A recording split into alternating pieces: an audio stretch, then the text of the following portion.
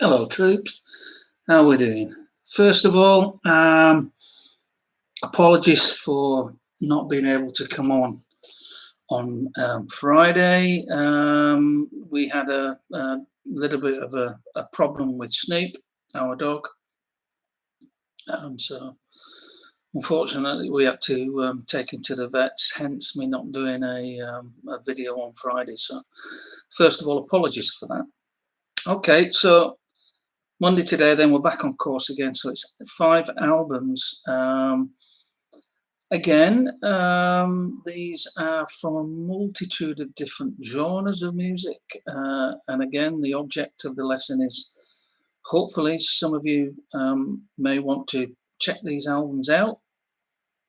I'll go onto YouTube once I've finished here and see if I can get some primers for you to, sort of maybe show a little bit more interest than me blurbering away on here about them. So without further ado then, I'm going to crack on. 5 again, and my first choice is the fantastic Crisis by Supertramp.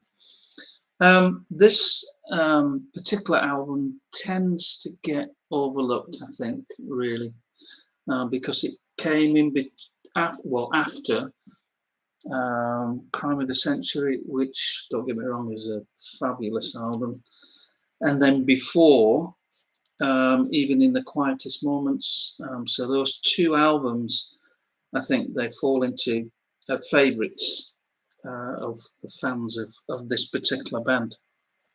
This album came out in 1975.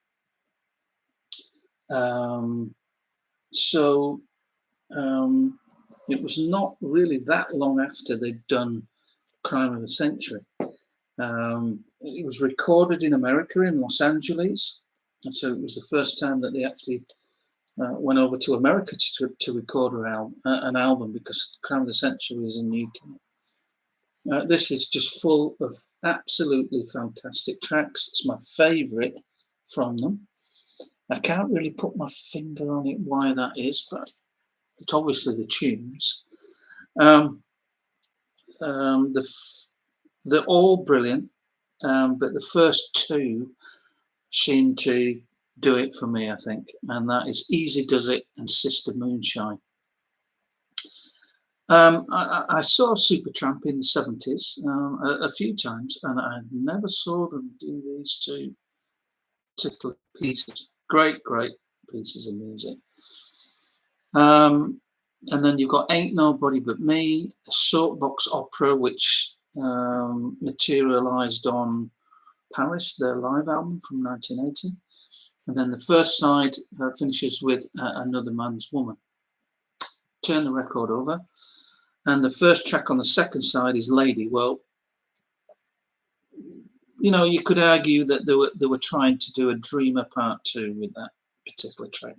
That came out as a single. I'm not sure if it got into the top 30 of the charts when it was issued. Don't think it did. And then you've got this Poor Boy. Again, that was to become a very, very popular live track in their in the touring schedule in the 70s. I think that's on Paris as well. Just a Normal Day, beautiful ballad. The Meaning, and then The Two of Us, which is probably Hodgson's one of his best ballads. There they are on the back, sunning themselves in Los Angeles. This is a great, look at the cover. The cover is fantastic. Wonderful cover. Each piece just flows into one another. If you like Supertramp and you're not particularly aware of this album, then I'd strongly check it out. Those people that don't know Supertramp, okay, you could argue that maybe this is not the album to start with, and start with a greatest hits or something like that, But for me, these pieces just flow into one another, and I just love this album. So that's my first choice for today. Supertramp, Crisis. What Crisis? So that's going to go on. Next choice. Right. Okay. This is really a fabulous, fabulous debut album. When I chat to people, friends of mine, about, well, who's your favourite, female singer-songwriter, there tends to be two that come up, but a third one, which is this one I'm going to show you, is not that far behind. And the lady I'm talking about is Tracy Chapman's first album. This is truly an extraordinary debut album. At the time when it came out in 1988, I think everybody bought it. And that was on the back of her performing at the Nelson Mandela show. And the organisers just were arranging her just to do a couple of songs from this. She just came on her own on this giant stage, excuse me, with a guitar. And she did Talking About a Revolution, which is just a monster track. And I think the other one that she did was probably Fast Car. And then she came off. But the next group musician that was scheduled to come on didn't turn up. So they just shoved her back out again and said, Tracy, just carry on, And she did. She did most of this album. And this performance sold this album because that performance was truly magnificent. That performance introduced Tracy Chapman to the world. The album had already been released. I'd already heard Behind the Wall, and I thought, oh, this is great. But it's one of those debut albums that has just got this special thing about it. There's not one weak track on here. Talking About a Revolution, everybody knows that one. Fast Car, Across the Lines, Behind the Wall. I mean, Baby Can I Hold You? That is just what a ballad. That is just beautiful, beautiful things going on there. Turn the Record Over, Mountain of Things, She's Got a Ticket, Why, For My Lover, If Not Now, and For You. It's a very personal, stark album. There she is. And it's, it's what I think most people know this album from her playing the thing on her own on her acoustic guitar, which is fabulous. Don't get me wrong, it's fabulous. But there's some great playing on here. Not least Larry Klein. Again, his name keeps coming up with me because at the time he was with Joni Mitchell, who is my favourite. And he's on here, and he does a lot of great playing on this album. Not to deter the fact that the songs are so good that you can strip them right back to an acoustic guitar or even a piano, But the players on here, I think, have been chosen very, very wisely. Very, very good indeed. So we've got Larry Klein, I've already mentioned. Jack Holder, just some electric guitar on here. You've got this Danny Fogheiser on drums, great drummer. And who else have we got on here? Let me just have a look, see if there's anybody that just you may recognise. Paula DaCosta, great percussionist. She's played on so many albums. She's on here. Bob Marretta on keyboards. Don't really know him that well. No, that's about it. Beautifully produced by David Kirschenbaum, this album. But again, she's one of these artists, Tracy, that her lyrics are there, bang, straight between the eyes. You don't have to go and to a library and research what she's trying to go on about. It's straight to the point. Beautiful, beautiful album. A lot of people, I think, were not expecting a great deal from a second album, Crossroads. Right, I thought that was great as well. And when you look at the dates on some of these pieces, they were, written well before the album was recorded. So you've got that, for example, Talking About a Revolution was written by her in 1982. So that's 6 years before this album came out. And then you've got other pieces from a year before, some from 85, some from 83. So she's obviously got the material together, and then, got the record deal, which is Warner Brothers, Elektra, did this album. And then obviously they put her into the studio. She had the material, they picked the musicians, and off she went from there. But it was that performance on that Nelson Mandela concert that really sold this lady. Wonderful, wonderful album, this one. If you don't know this album, I would strongly urge you to check it out. It doesn't matter what type of music that you're affiliated with, that you like, you will like this. It's got everything in it. Great playing, great singing, great arrangements of the songs, and the songs are great, all of them. Wonderful, wonderful album. Great, great stuff. So, second choice then, Tracy Chapman, her first album. There she is. Okay. Oh, right, yeah, moving along here. This is the third album by this group, and it was the last one before they had a massive gap, before part of the group came back together, and they tried to go off in different directions. This, for me, don't get me wrong, the first two are absolute classics, but this again, it's one of these albums that does, when you listen to the whole discography of this band, it's not a great many albums, I have to say, but it's the Chameleons and it's Strange Times. This is just an absolutely fantastic album. Wonderful cover by the guitar player, Reg. Wonderful, wonderful album.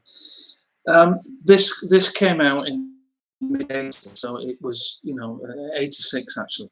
So this was their third. So that they were a very much an overlooked band, because at that time, between 83 and 87, which is when this lot were sort of really popular. Well, it was the Smiths, New Order, The Cure. So this lot got overlooked a great deal. This is a fabulous album. It's very dark and menacing, some of the material. Some of it is very it's all melodic. That's the thing. We're not just talking dark, heavy, depressive music here. Some of it is depressing, but it's melodic at the same time. The pieces have all been put together by all four of the members of the band. And wonderful, wonderful pioneer. Mark Burgess is a fantastic singer, or Birdie, as he was known on this album. This is unusual in that there's no B-side. It's an A and an A+. It's quite interesting, that. I don't know if you can see that. Ah, right, you can. When I bring the thing back, you can see the image on the back there. Again, that's Reg again. Very, very fine artist, but a great guitar player as well. So the first side, A, is Mad Jack, Caution, Tears, and Soul in Isolation. Very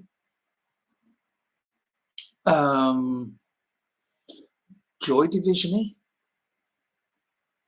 sort of feel to it in places. There's some beautiful keyboards, effects on here as well. Great bass guitar playing. Birdie is up there with Hooky, who is a great bass guitar player. And Reg and Dave, who are the guitar player and the keyboard player. Wonderful combination. A plus then starts off with my favourite track from this album, which is a thing called Swamp Thing. Fabulous, fabulous track. I will try and dig that one out for you. Time, the end of Time and Serosity, they sort of merge into one another.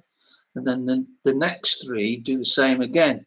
So you've got Time, the end of Time and Serosity merge into one another in 3 tracks. And then the last 3 tracks, they merge into one another as well. And it's in Answer, Childhood, and I'll Remember. They should have been as big as the Smiths, in my opinion. Fabulous, fabulous album. I will post Swamp Thing. Fabulous album. Really, really is. Overlooked band. So, Strange Times there. The Chameleons. 4th choice. I'm just going to take a slurp here. Excuse me a minute. I love this album. The Great Man got a bit of stick for one of the songs on here.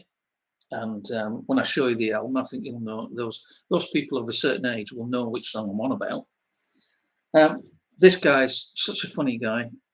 He's a very, very nice guy. He's so approachable, so funny, down to earth, doesn't think he's anything special at all. He is. And this album has been produced by one of my favourite producers, again, that gets forgotten. The album I'm talking about is Women and Captains, first by Captain Sensible. You would never believe that this chap, when you listen to this album, was in The Damned. Chalk and cheese. Wonderful, wonderful album produced by Tony Mansfield, who was in New Music, this band called New Music. Again, that's another subject I could go off on tack on that. But the one that he got a lot of stick for, although it did go to #1, was Happy Talk. I thought it was good fun. It was a good, funny record, which is, I think, what we needed in 1982, just to cheer things up a little bit, because the scene, the new wave scene, was becoming a little bit depressing. Good though. So what we got on here? Well, he had another fantastic hit. Brilliant. What? I don't know if can you see the track listings there? Just about, I think. There we are. So you got, it starts off with What? Brilliant. And then a nice mad. And then the centerpiece, I think, of the album is Brenda, and it's broken down into 2 parts. Truly, truly extraordinary piece of music. And the reason why it's extraordinary is the brilliant guitar playing from Robin Hitchcock on here. He plays a magic 12-inch guitar, or 12-string guitar even on there. Fabulous. And then you've got all these keyboard effects from Tony Mansfield, which is very reminiscent of his band New Music. So you've got a lot of melody, form and substance of the songs. You wouldn't believe that this guy was in The Damned. And then you've got Yanks with Guns, and then this #1 Happy Talk. Turn the thing over. Mouth of the Mouth. Well, that's sort of in your face, sort of. It's not punk. It's a laugh. It's a good song. Nobody's Sweetheart. That's a good one. The Man Who's Gotten Everything. Who is the Melody Lee, Sid? That's great. Give Me a Uniform, and then to finish the album off, it's Croydon. Don't you just love him there? Oh, I love it. And it's even got a little notice from the captain on here. If you have already purchased this album, may I say, I hope you find it a wise investment. But if you're just over browsing through the racks, wondering what to spend your hard-earned cash on, allow me to advise you to reach into your pocket, remove the dosh, and hurry to the counter demanding, "I want Captain Sensible's album now. Come on, I ain't got all day." You won't regret it, Gov. The Captain. And there he is there.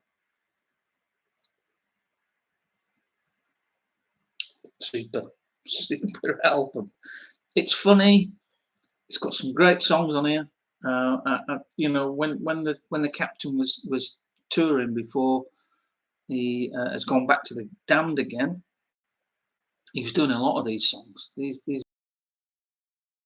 Brenda, in particular, is a great song.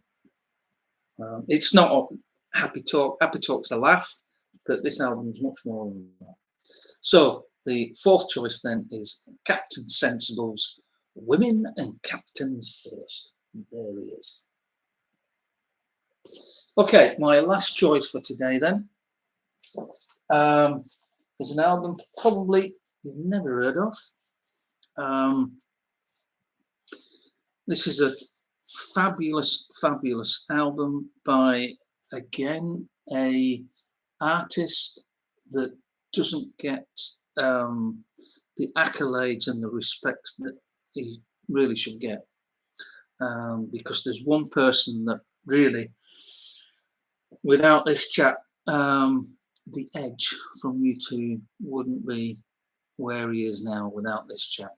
And the chap I'm talking about is Michael Brook, and the album is Cobalt Blue. What a beautiful cover that is. Before I talk about it, let me just show you. This is Russell Mills from, look at that. How brilliant is that? So this is a 4AD release. This album is all about Michael Brook's infinite guitar. And those people that are not aware of what an infinite guitar is, it's an invention by Michael that allows you to sustain your guitar and play a note forever and ever and ever. It keeps going until you stop. Okay, and then you can loop over the top of it. And The Edge used that technique on the Joshua Tree, and in particular Where the Streets Have No Name and With or Without You. It gets a very, very tiny mention in the small print of the Joshua Tree. But that infinite guitar is Michael Brook. That invention allows you to create percussion on the guitar as well. So you become a one-man band. So it sounds like there's keyboards going on, but there isn't. Certainly when it's playing live anyway. This album, Cobalt Blue, was released just prior to Michael working with David Sylvian, actually. Before he did this, is a renowned producer, this chap, who's worked with a multitude of people, not least Peter Gabriel. So he's done a lot of real world Peter Gabriel productions, not least Nusrat Fateh Ali Khan's 2 albums that were really, really spectacular. But he's done a lot of work with Brian Eno as well, and in fact Brian Eno is on here. He's on this album.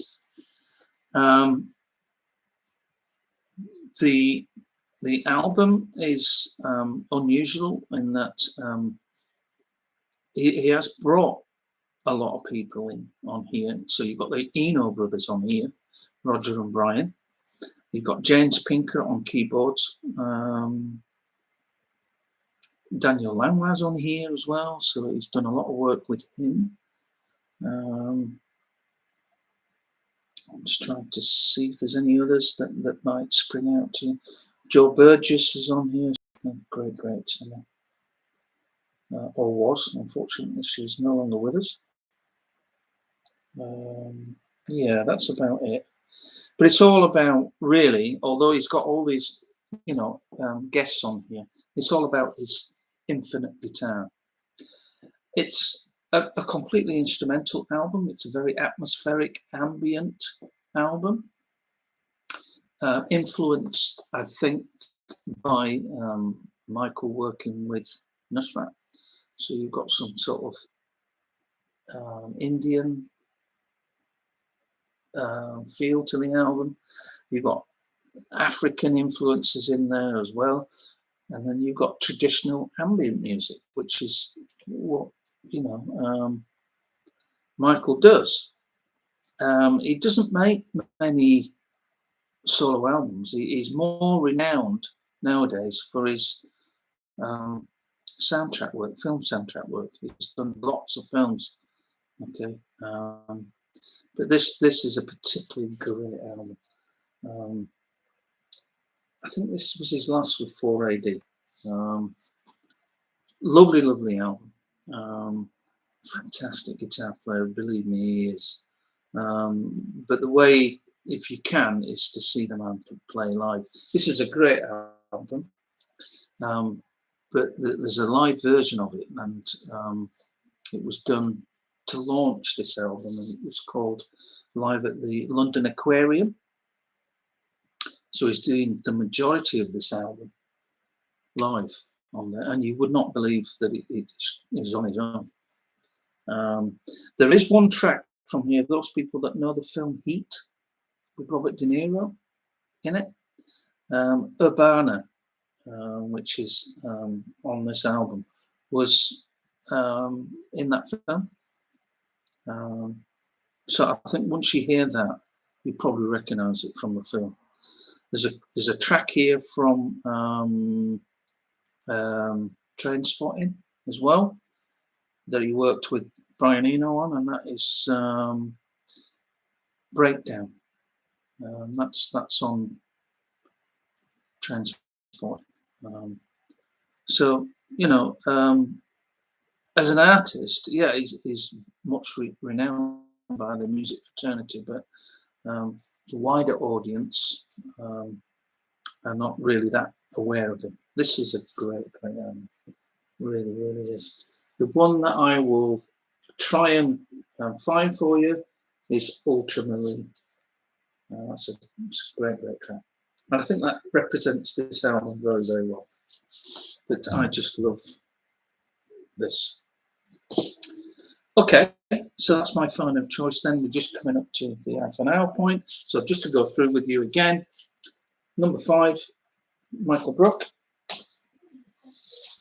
Oops. Number 4, The Captain. Number 3, Chameleons. Number 2, Tracy Chapman. That's the cover.